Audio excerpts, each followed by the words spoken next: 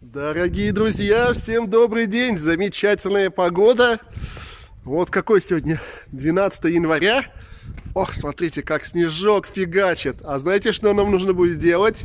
Нам сейчас нужно будет залезть на эту крышу, и мы будем ее вскрывать, потому что нам нужно делать короб.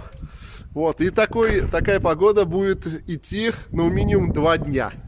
Вот, но мы сейчас там будем строить, так сказать, небольшой навес, чтобы снег нам не мешал.